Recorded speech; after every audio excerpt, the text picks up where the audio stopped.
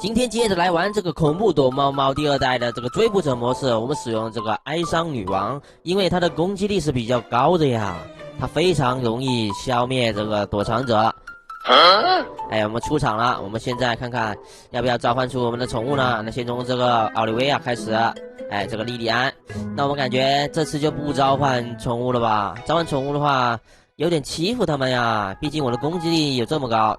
我信你个鬼！你这个糟老头子坏得很。你出来的话就直接给个普通攻击，哎，再接一个大招应该可以淘汰了吧？我看看，选好一个位置，直接一个大招淘汰，哇，太顺利了！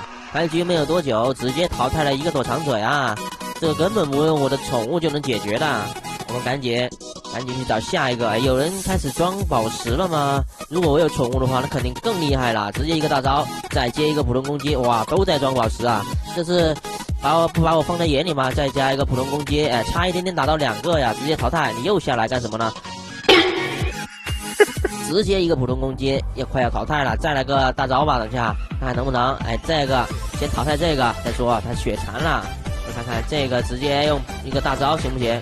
哎，这个打空了，他有点精啊，这个东西竟然不按套路出牌。哎，这个还是被救了吗？那不可原谅，赶紧给你来一个普通攻击，再接一个大招。哎，还是打空啊，怎么回事啊？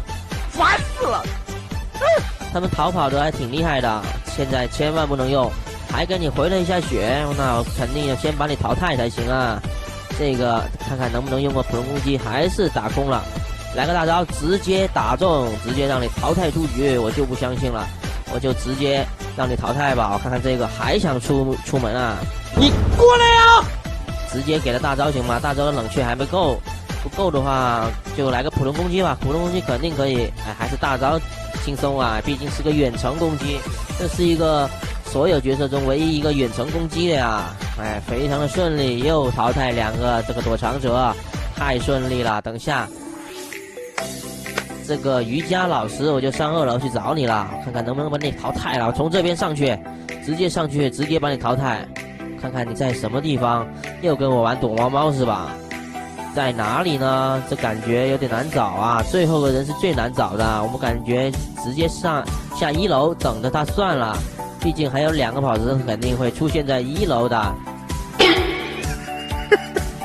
还在吗？你在什么地方啊？我在这里等着，我就不相信你不下来。哎，这里出现了吗？